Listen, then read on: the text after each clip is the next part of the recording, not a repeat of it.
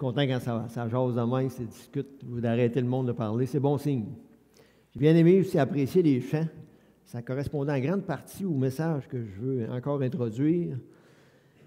Comme je l'ai déjà mentionné, le sujet que je parle présentement, c'est un sujet qui n'est pas populaire. Je n'ai pas entendu parler souvent de ce sujet-là, mais c'est un sujet très pratique et qui vaut la peine qu'on se pose des questions. On a fait déjà un bout et on va tenter de continuer ce bout de chemin-là.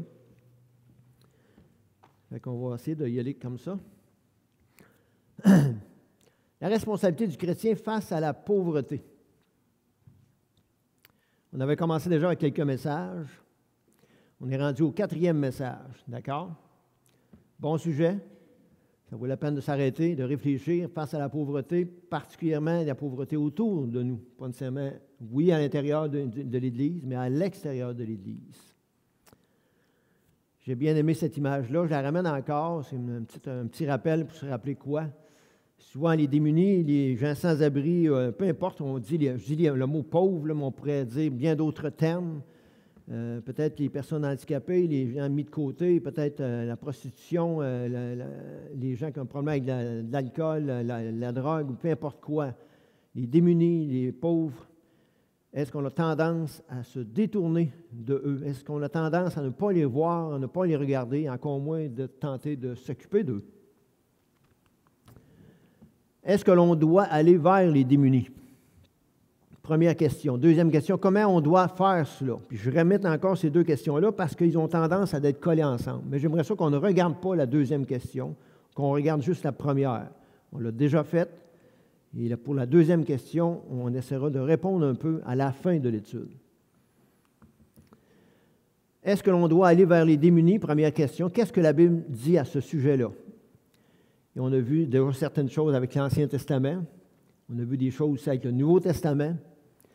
Et à travers ça aussi, on a amené quelques pensées ou des préjugés que l'on a à l'égard de cette responsabilité-là ou à l'égard des démunis, peu importe qui ils sont.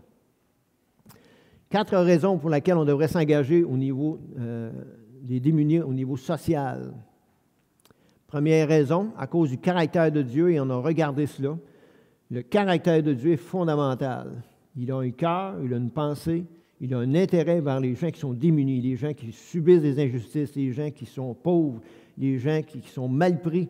Dieu a un cœur dans son caractère, dans sa personne. Dieu n'est pas insensible, n'est pas distant, n'est pas loin. Il a un cœur, il a des yeux, il a une pensée à leur égard et Dieu veut aller les rejoindre, les aider. Un court résumé. Deuxième, à cause du règne. Notre futur règne, ceux qui connaissons le Seigneur, ceux qui avons reçu par la grâce le pardon de Dieu, notre futur pays, à cause de ce futur pays-là qu'on est en train d'apprendre les valeurs de ce pays-là, on devrait aller, oui, s'occuper des démunis, des gens qui sont pauvres. On a vu certains aspects en rapport avec ça. Et un des points que je vous ramène, entre autres, c'est le Seigneur Jésus qui s'est beaucoup occupé des gens démunis lorsqu'il était ici bas sur terre. J'ai donné l'exemple, est-ce qu'on pourrait imaginer le Seigneur Jésus pour nous aider à réfléchir un peu là-dessus, entre autres. Est-ce qu'on pourrait imaginer le Seigneur Jésus en train de s'occuper des personnes qui sont mal prises, qui sont pauvres, qui sont malades, qui sont estropiés, infirmes, ceux qui possédaient des démons? Et Jésus n'a pas parlé de l'Évangile, n'a pas parlé du ciel, n'a pas parlé de l'enfer, n'a pas parlé des valeurs de Dieu. Ça serait impensable d'imaginer Jésus comme ça. À l'inverse, est-ce qu'on pourrait imaginer Jésus parler du message de l'Évangile, parler de Dieu, parler du ciel, parler de l'enfer, parler de toutes les valeurs spirituelles, de la vérité selon Dieu, mais ne pas parler aux gens autour de lui? Ne pas prendre de temps pour les gens démunis, ne pas guérir personne alors qu'il était le Dieu sur la terre. Pourrait-on s'imaginer un Jésus comme ça? Pas du tout. Jésus faisait les deux. Il annonçait l'Évangile de toutes sortes de façons, puis il faisait un travail humanitaire, il allait vers les gens. Ce sont les gens les plus démunis que Jésus se tenait le plus avec eux. C'est important, il nous a donné un exemple. Ne pas oublier que Jésus, on se doit de l'imiter. Et l'autre aspect, j'aimerais qu'on tourne le 3e sujet, la grâce. Grand sujet. Cette grâce dont on est les bénéficiaires, nous. Il y a la grâce universelle, que tout être humain sur la terre bénéficie de Dieu. Dieu fait tomber la pluie sur les bons, sur les méchants. Dieu fait toutes sortes de choses pour les bons et les méchants, croyants ou pas croyants, athées, peu importe. Mais particulièrement sur les enfants de Dieu, ceux qui lui appartiennent, il a cette grâce particulière que l'on reçoit, qu'on est les bénéficiaires. Puis je voudrais qu'on s'attarde un peu là-dessus pour être capable de s'y replonger, de se le rappeler parce qu'on a besoin de le faire. Et c'est une autre raison pour laquelle on devrait aller s'occuper des démunis, des gens qui sont pauvres autour de nous, qui sont poqués de toutes sortes de façons. La foi chrétienne est une affaire de vie privée seulement, un préjugé. Je l'ai déjà dit, je le ramène. La foi chrétienne, la vraie foi chrétienne, ce n'est pas juste quelque chose qu'on doit vivre dans la maison privée chez nous ou encore quand on est réunis comme ça. La foi chrétienne est quelque chose qui débouche sur des valeurs, des convictions et qui doit se véhiculer en dehors des quatre murs, de la maison. Quelqu'un pourrait nous dire dans un milieu de travail ou à l'école, ne me parle plus de Dieu, ne me parle plus d'Évangile. D'accord. Mais il ne pourrait pas nous empêcher de vivre comme un enfant de Dieu, d'avoir les qualités d'un enfant de Dieu, d'être quelqu'un qui dit la vérité, qui veut dire la vérité, qui est serviable, qui est aimable, qui est amicable, qui apprend à être doux, qui peut demander pardon lorsqu'il fait des erreurs, qui peut s'excuser.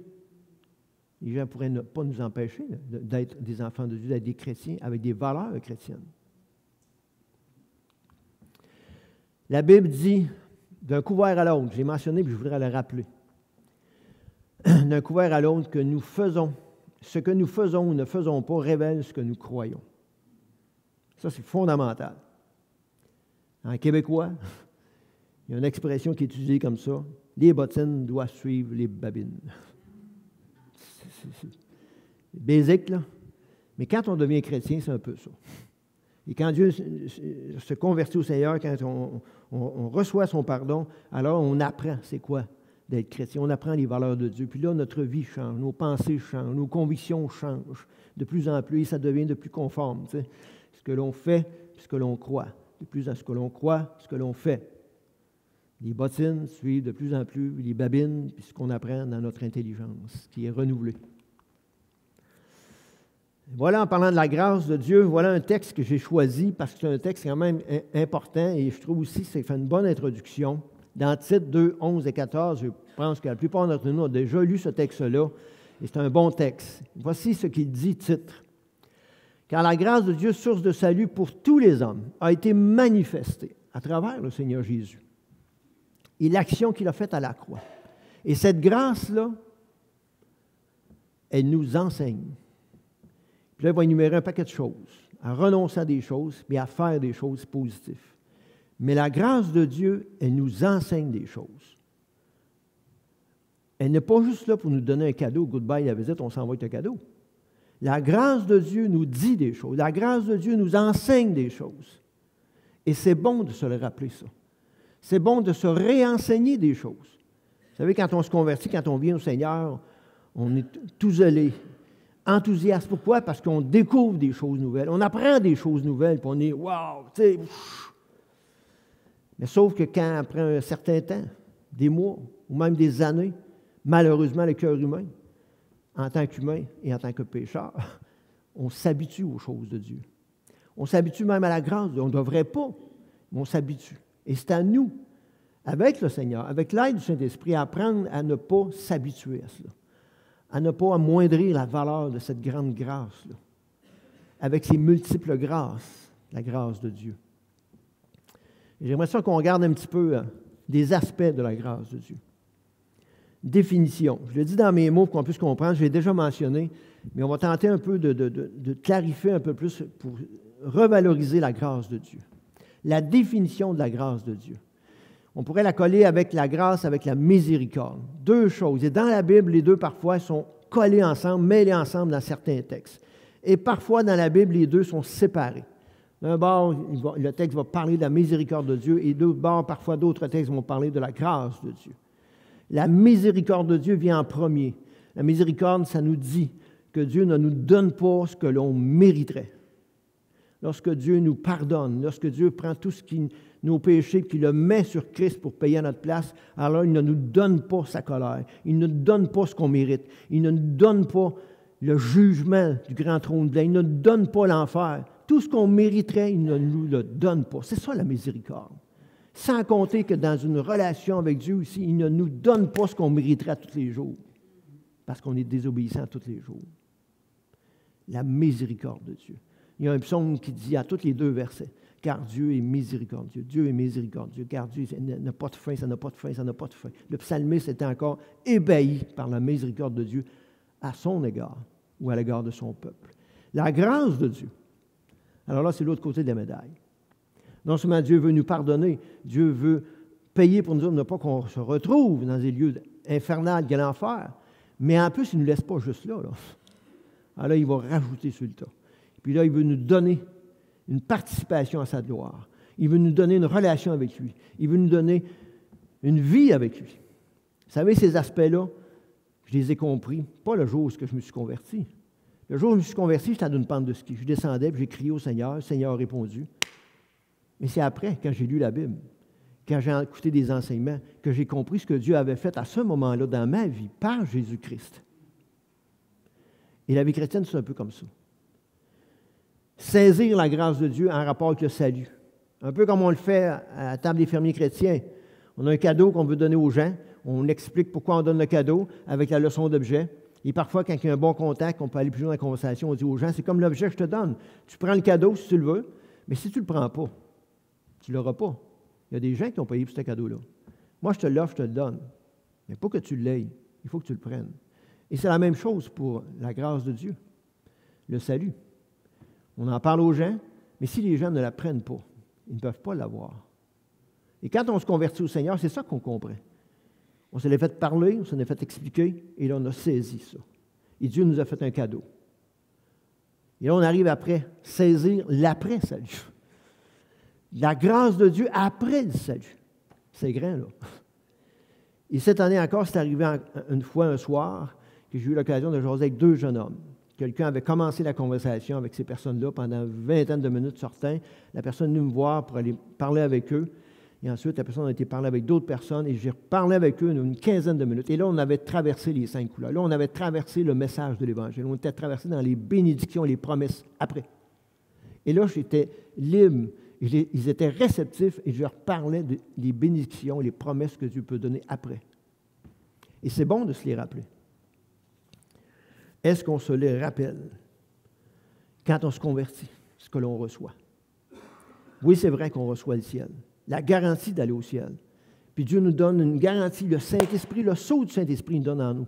Puis on s'aperçoit, on le connaît, ce Saint-Esprit, il nous parle intérieurement. Il nous donne un héritage, il nous donne une nouvelle vie, il nous donne une nouvelle intelligence, on dirait qu'il nous donne des nouveaux yeux, un cœur nouveau, une relation. Dieu va nous donner des dons, des capacités. Il va tout changer notre vie. Il va nous guérir sur certains aspects. Il va nous soigner, nous apprendre à avoir des relations avec les gens, apprendre des relations avec Dieu. On voit ce qu'on ne voyait pas. Quand on reçoit la grâce de Dieu, on reçoit un paquet d'héritages avec. C'est grand, la grâce de Dieu. C'est immense. Dans les premiers mois, dans les premières années, c'est énorme, tout ce qu'on apprend, tout ce qu'on découvre. Mais c'est vrai aussi, ça prend des années. Puis j'ai encore découvert, après des années, 30 ans de vie chrétienne, j'ai découvert des choses que je ne savais pas, que j'avais. Et on me les enseignait, on me les disait, on me les faisait découvrir. C'est grand, la grâce de Dieu. C'est énorme, la grâce de Dieu. C'est même encore plus que ça. Mais on ne devrait pas en abuser de la grâce de Dieu. Il y a un texte qui nous rappelle cela. Puis le texte s'adresse à des croyants. Dans Romains chapitre 6, entre autres, juste un peu avant, il va dire que la grâce a surabondé là où le péché a abondé. Puis là, il va introduire le chapitre 6 avec une question. Est-ce qu'on devrait pécher plus pour que la grâce surabonde? Ce serait super. Ouh, yes, on va voir la grâce. Non. Il pose la question, c'est de donner la réponse. On devrait apprendre à ne pas abuser de la grâce de Dieu, mais à l'utiliser de la bonne façon. C'est un avertissement qu'il nous donne. Mais il y a aussi une autre chose, c'est qu'on néglige la grâce de Dieu. Et sans y tourner, je vous mentionne juste les places dans Corinthiens, 1 Corinthiens, chapitre 3, 1 et 3, puis dans Hébreux, chapitre 5, 11 à 14. Il va s'adresser aux croyants qui étaient à ces endroits-là, destinataires de la lettre aux Hébreux, et à ceux qui étaient dans la ville de Corinthe, qui vont leur dire, je voudrais vous parler des choses beaucoup plus élevées. Je voudrais parler des choses plus sérieuses, mais vous êtes charnels. Il y a encore de la jalousie parmi vous autres. Il y a encore des choses mauvaises selon la chair. Et je ne peux pas vous parler de la viande. Je ne peux pas vous donner de la viande à manger. Je dois être encore au petit lait. Parce que vous devriez être là, mais vous n'êtes pas là. On néglige la grâce de Dieu. On néglige de comprendre la grâce de Dieu. On néglige d'expérimenter la grâce de Dieu et d'aller plus loin. Dans l'Épître aux Hébreux, on fait le même exercice. Ils vont même leur dire, vous devriez être des maîtres. Vous devriez être des gens qui enseignent ces choses-là à d'autres personnes. Et pourtant, vous êtes encore au petit lait. Je ne peux pas vous enseigner ces choses-là. Je ne peux pas vous faire graduer pour aller expérimenter d'autres choses. Dans la grâce de Dieu. Pas dans la loi. Dans la grâce de Dieu. La négliger. L'oublier. 1 Pierre, chapitre 1, verset 9. Juste un peu avant, il va parler d'un paquet de vertus que les croyants peuvent avoir. La patience, il énumère un paquet de vertus. Puis ces choses-là devraient être en vous abondamment. Puis ils ne vont pas vous laisser oisifs. Vous allez construire des choses. Et quand on développe des vertus, des qualités dans le Seigneur, ça permet de construire d'autres qualités par-dessus. Ça permet d'expérimenter d'autres choses parce qu'on a développé ces choses-là pour aller encore plus loin, pour voir encore plus loin, pour faire des choses encore plus. Mais quand toutes ces vertus-là ne sont pas dans le croyant, quand on ne les développe pas, alors là, non seulement on néglige, mais on peut jusqu'à aller oublier la grâce de Dieu, oublier le pardon de nos anciens péchés. Et on ne voit pas le futur. On ne voit pas devant nous. Et ce texte-là, ça nous parle à tous et à chacun, là, parce qu'on a une nature pécheresse encore. Là. Et ça doit nous faire réfléchir. Puis il y en a une particulièrement qui me fait beaucoup réfléchir, puis c'est celle-ci. Je vais inventer un mot. C'est pas pire. L'égoïcité. Mettons. Est-ce que vous allez égoïciter, vous autres aussi? J'aimerais ça vous dire que moi, je n'ai jamais égoïcité avec la grâce de Dieu. Que je n'ai jamais été égoïste avec la grâce de Dieu. Mais je l'ai été. Apprendre les choses de cette grâce-là, les prendre pour moi, puis les apprécier, puis les utiliser. Puis pas en parler. Pas le souhaiter pour les autres. Oublier les autres. Écoute, ça se peut-tu? Voyons donc. Mais c'est possible qu'on soit comme ça. C'est possible qu'on ait des passés de main. C'est possible qu'on soit rendu là.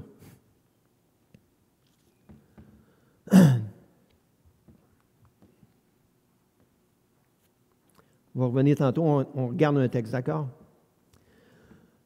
C'est pourquoi le royaume des cieux est semblable à un roi qui voulut faire rendre compte à ses serviteurs. Et quand il se mit à compter, on lui amena un qui devait 10 000 talents. Comme il n'avait pas de quoi payer, son maître ordonna qu'il fût vendu, lui, sa femme, ses enfants et tout ce qu'il avait, que la dette fût acquittée.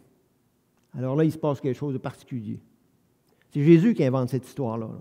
Le serviteur se jeta à terre, se prosterna devant lui et dit, « Seigneur, aie patience envers moi, et je te paierai tout. » Ému de compassion, le maître de ce serviteur le laissa aller et lui remit la dette.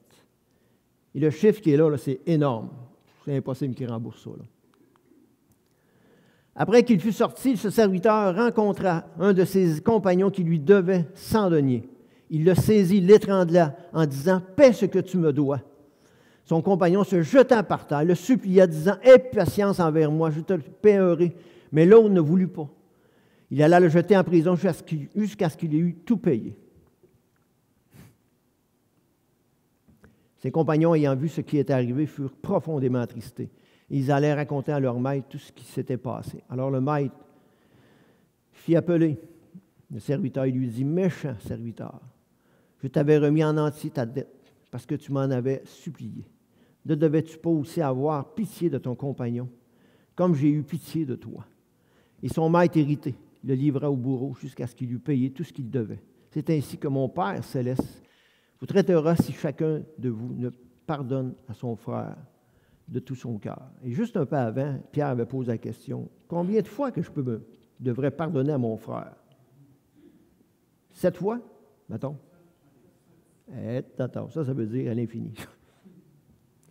Mais on est comme ça face à la grâce de Dieu. On est les bénéficiaires de la grâce de Dieu. Mais on oublie ça. On oublie qu'on est les bénéficiaires. On oublie à quel point on était pardonnés. On a été graciés. Non seulement qu'on n'a plus l'aspect négatif de la miséricorde, l'enfer, le jugement, la condamnation, la colère de Dieu, les souffrances. On n'a plus ça. C'est fini, la porte est fermée.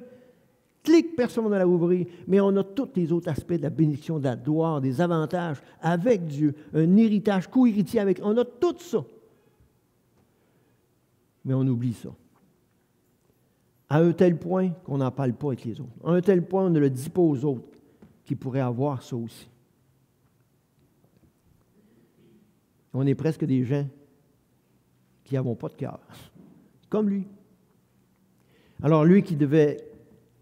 Tu sais, on a envie de se poser la question, coudon, as-tu fait ça juste pour manipuler le maître? As-tu fait ça alors qu'il n'y a pas de cœur? Il n'apprécie pas ce que le maître a fait pour lui. Ça n'a pas de conséquences dans sa vie. C'est ça la grâce de Dieu. La grâce de Dieu, elle est là pour avoir des conséquences dans notre vie. La grâce de Dieu n'est pas juste là parce que, hey, ouais, super! Il m'est arrivé souvent d'annoncer l'Évangile à des gens. Les personnes me disent, puis ils m'arrêtaient de parler, puis à un moment donné, quand ils comprenaient c'est quoi le message de l'Évangile, ils disent, coudon, tu veux dire, toi, là, que Dieu là, peut me pardonner tous mes péchés au complet, passé, présent et futur. Par rapport à ça, m'aller faire ce que je veux, voler, tuer, puis Dieu va me pardonner quand même. Ouais, mais c'est sûr que si tu le fais comme ça, je ne pense pas qu'il va te pardonner. Mais comprenez-vous? Souvent, c'est l'enjeu là, quand on présente un message d'Évangile. La question vient, là. Mais sauf que c'est la réalité de la chose. La grâce de Dieu, c'est ce que nous accorde. Mais quand la grâce de Dieu, on la reçoit dans un cœur bien placé, approprié, alors là, l'effet est là, l'effet escompté. Mais on doit faire attention parce qu'on redevient ingrat. On redevient indifférent. On redevient habitué à cette immense, cette profonde et cette coûteuse grâce de Dieu que Dieu nous donne. Et on finit par ressembler à ça.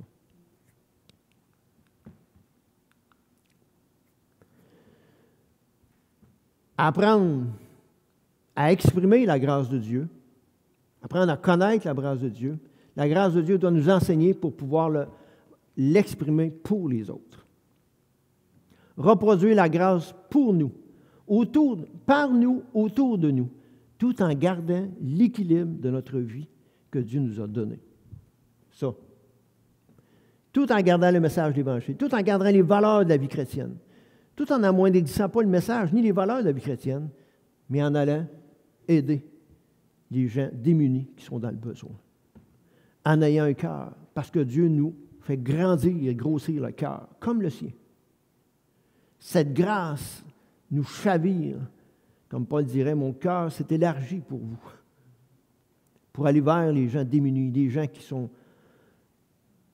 en manque de toutes sortes de choses.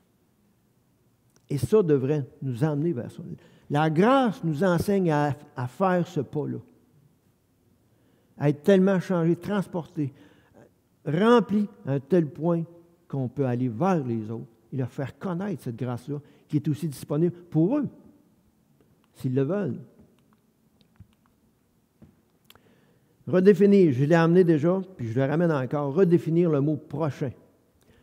C'est un pharisien qui a jasé avec le Seigneur Jésus, puis il a posé une question très bonne, puis on va voir le texte un petit peu tantôt.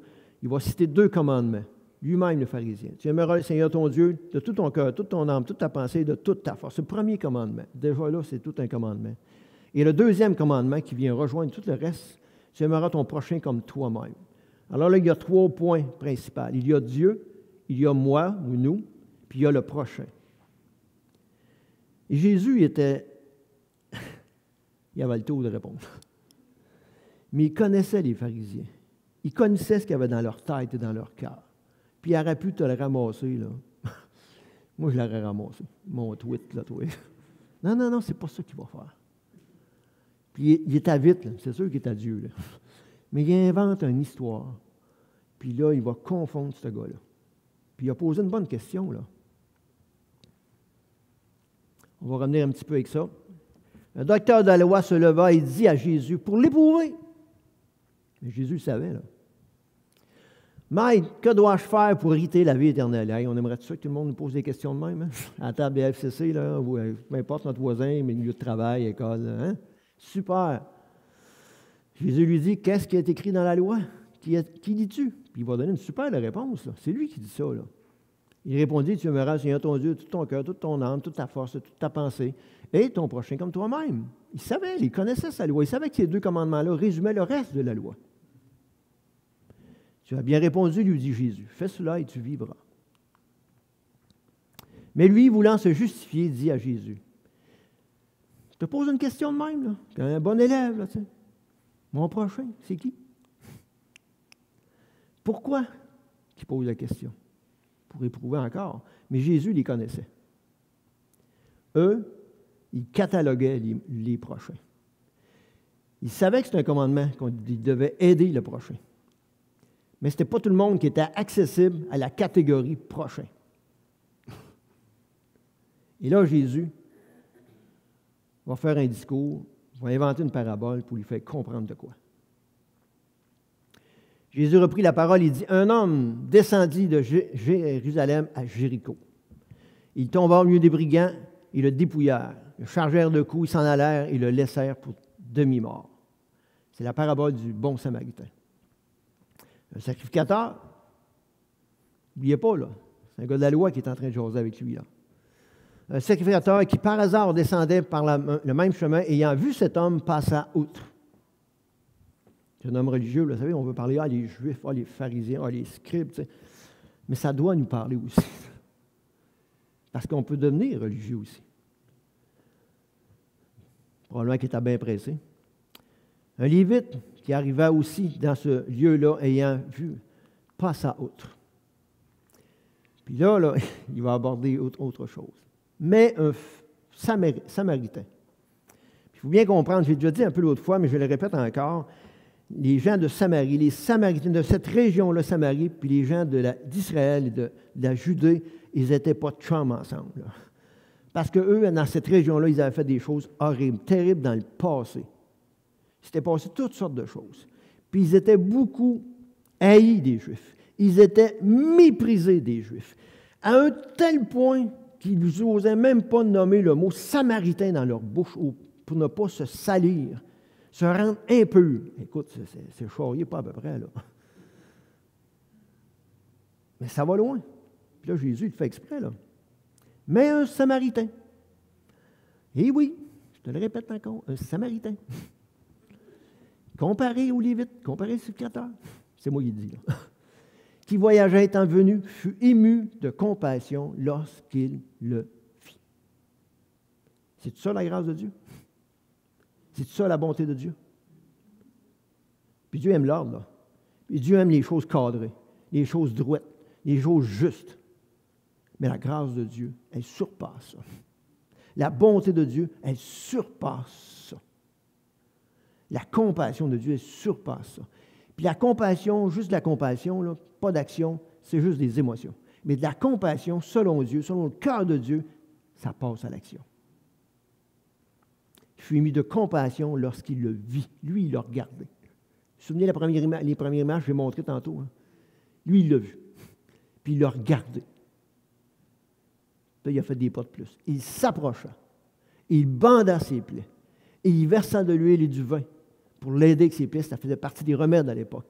Puis il l'a mis sur sa propre monture, le conduit à l'hôtellerie et prit soin de lui. Le lendemain, il a pris soin de lui. Le lendemain, il tira 2 deniers, il le donna à l'hôtel. Il dit, aie soin de lui, de ce que tu dépenseras de plus, je te le rendrai à mon retour.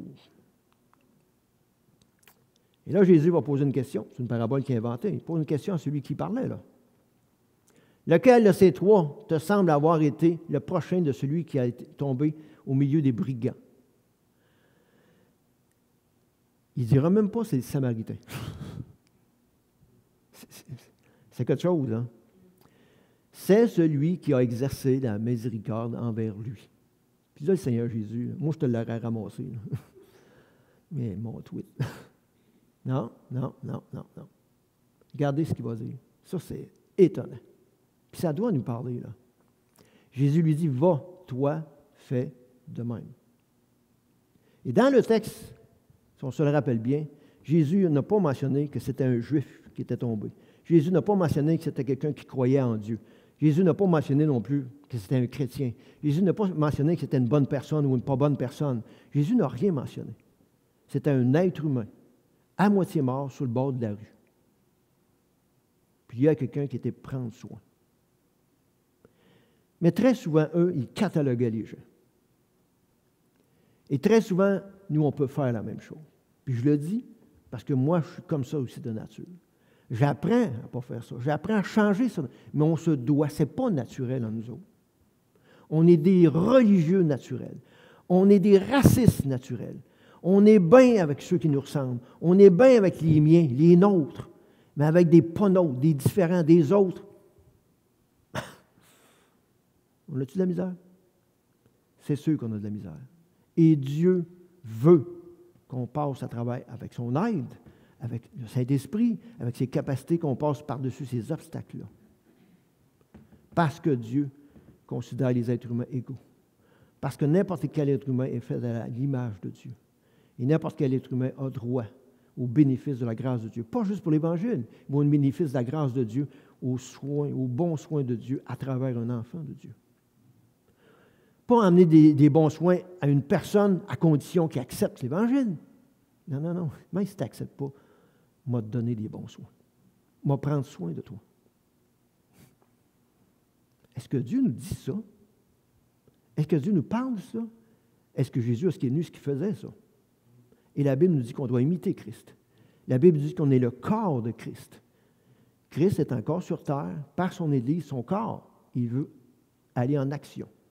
Il veut faire certaines œuvres. Quel est l'obstacle? Son corps. Ses membres.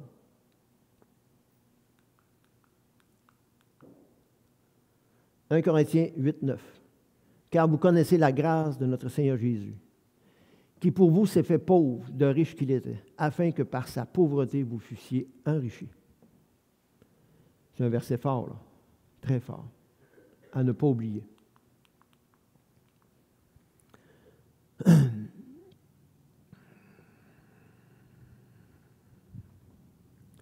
On va continuer un petit peu, je vais essayer de retrouver mes feuilles.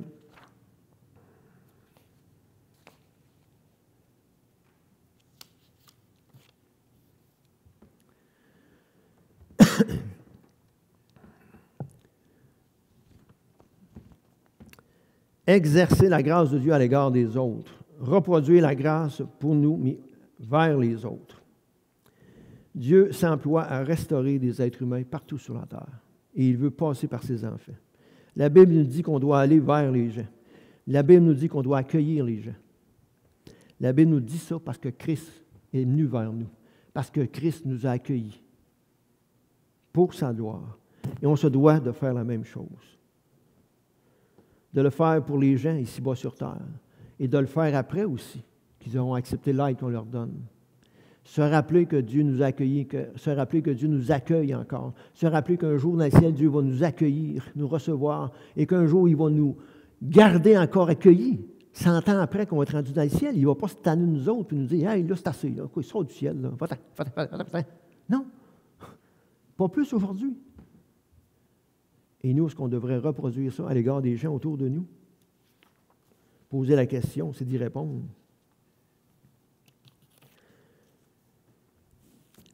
On va y aller avec...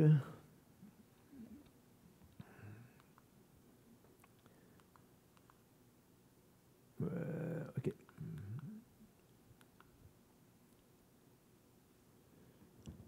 C'est beau.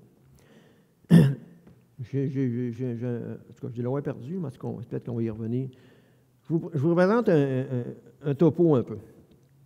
Dans l'expression du mot « prochain », on va rendre ça plus actuel avec nous autres aujourd'hui, notre société.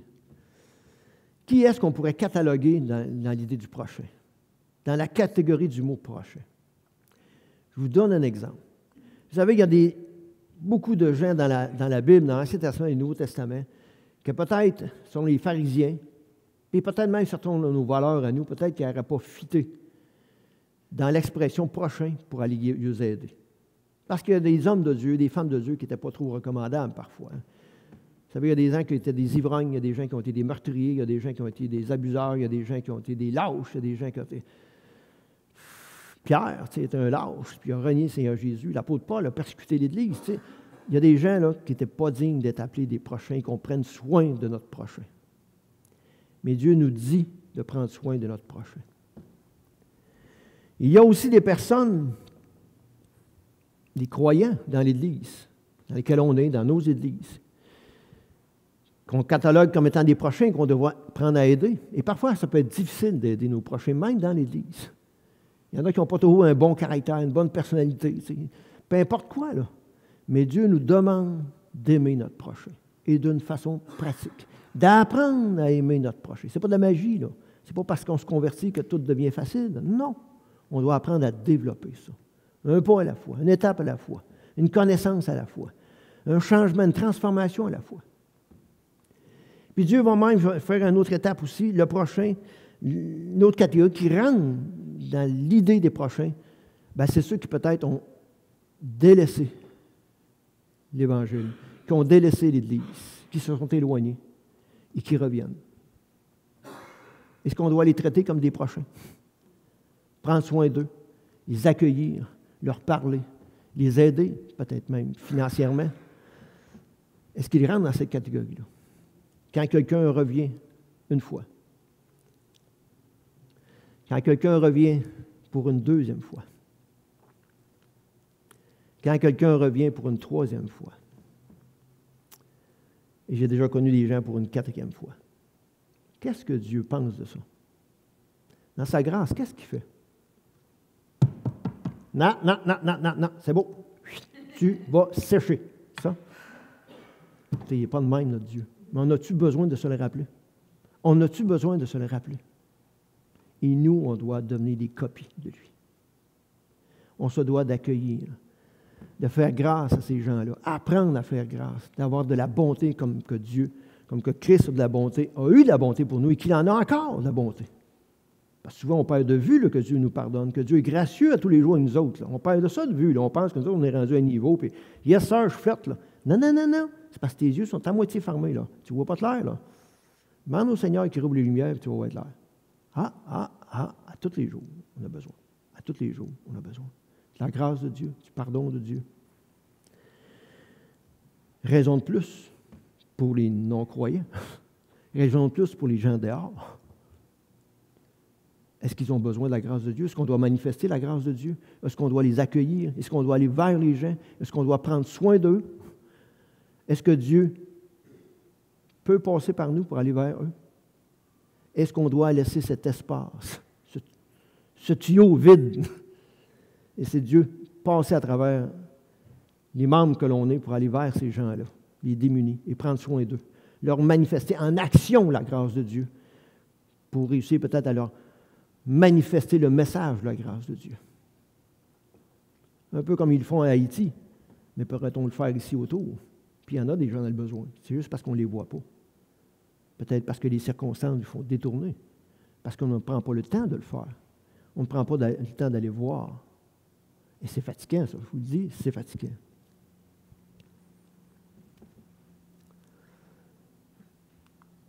Excusez. Un homme a donné un grand festin ayant les serviteurs, venez car tous sont déjà prêts. Mais tous unanimement, il a fait un grand festin, un homme a fait un grand festin, puis il a invité des personnes, puis les personnes n'ont pas voulu aller à son festin. Puis un peu avant ça, il y a comme un contexte que vous pourrez le temps de lire, puis là, ils se sont excusés. Puis là, le premier dit, j'ai acheté, donne des raisons pour ne pas aller au festin de personne.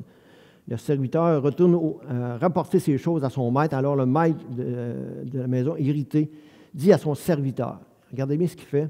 Puis c'est le Seigneur Jésus un peu avant, qui est en train de manger chez un pharisien, un gars de la loi, puis il lui dit, quand tu fais à manger, il dit, invite pas juste tes amis, tes chums, là, je le dis en québécois, mais il dit, invite aussi les estropiés, les ci, les ça.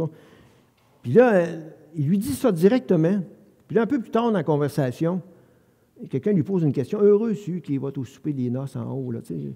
Puis Jésus, il va inventer, puis il va reprendre ce qu'il a dit au gars, à son autre. Va promptement dans la place et dans les rues, dans la ville. Amène les pauvres, les estropiés, les aveugles, les boiteux. Les serviteurs disent, Maître, ce que tu as ordonné a été fait. Il y a encore de la place. Et le maître lui dit, le serviteur, va dans le chemin, le long des haies. Ceux que tu trouveras, Contrains-les d'entrer, afin que ma maison soit remplie. Car je vous le dis, aucun de ces hommes qui avaient été invités ne goûtera à mon souper. Il n'y a pas un homme de loi, il n'y a pas un pharisien, il n'y a pas un sacrificateur qui aurait invité des gens comme ça à sa table. Non seulement la première catégorie, mais encore moins la deuxième catégorie. Puis on pourrait définir ces catégories-là, comment il les voyait, là, mais il n'était pas dans la catégorie prochaine. Il ne fitait pas dans le décor. Puis Jésus est en train de reprendre. Il dit, « Hey, ta loi que tu as dans les mains, elle ne te dit pas ce que tu fais. Elle te dit autre chose, et tu ne le fais pas. » Et là, il va renflouer avec cette histoire-là. Je finirai peut-être avec ça. Je pourrais sûrement rajouter encore une autre chose, peut-être on y reviendra, là, mais quand on côtoie les enfants, cela nous rééquilibre et nous rappelle les choses simples de la vie. C'est-tu vrai ou pas? Je ne suis pas un spécialiste, moi, de la garderie. Je ne suis pas un spécialiste des enfants. Là. J'ai côtoyé un enfant de Dieu, ceux qui connaissent, Kitty Gaétan-Carrier. Puis Kitty, c'est un papier collant des enfants. J'ai appris beaucoup avec lui. Mais à côtoyer des enfants, ça nous ramène des choses simples de la vie. Tu sais, on s'éclater de rire des choses simples, alors qu'entre adultes, des fois, c'est niaiseux. Ça nous ramène ça nous rééquilibre. Quand on côtoie la mort, les salons funéraires, cela nous rééquilibre et nous rappelle les priorités de la vie. Les vraies valeurs. Troisième point, quand on côtoie les démunis et les pauvres, cela nous rééquilibre et nous rappelle les bonnes valeurs essentielles de la vie. Énormément. Et plus qu'on en côtoie, plus que ça rééquilibre les choses. Trop souvent, notre société autour de nous, trop souvent nous-mêmes, on vient étourdi, superficiel, puis les choses indispensables, on les met aux mauvaises places. Et ça doit nous aider. Côtoyer les démunis, ça nous aide. Je voulais rajouter une autre chose au manque de temps. On va s'arrêter là. On va finir avec un mot de prière. Seigneur, on veut que tu nous parles par ces quelques paroles et par les textes abondants dans ton livre, qui nous parlent de cette grâce qu'on est les bénéficiaires, de cet élan de cœur que tu as eu depuis le début des temps, avant la fondation du monde, Seigneur, cet élan de cœur, de bonté vers nous, que tu as manifesté par ton Fils en payant pour nous et que tu as manifesté et révélé à nos yeux le jour où tu as croisé nos vies. Et cet élan et cette passion à notre égard, Seigneur, ne s'est pas amoindrie depuis ce temps-là. Elle est toujours là. Ah, Seigneur, pardon. Pardon, Seigneur, qu'on oublie. Pardon, Seigneur, qu'on s'habitue. Pardon, Seigneur, qu'on laisse cette grâce-là sans valeur, alors qu'elle a toute une valeur. Et on te prie, Seigneur, qu'elle ait aussi encore aujourd'hui un impact dans nos vies et à travers nos vies et dans la vie des autres, ton peuple et ceux qui ne sont pas ton peuple, Seigneur. On veut manifester ce que tu es, mais on a besoin de toi. Aide-nous, au nom de Jésus-Christ, celui qui est encore et qui peut être encore aujourd'hui le Sauveur et le Seigneur. Amen. Merci pour votre patience. Pas si calme, tu avais d'autres choses.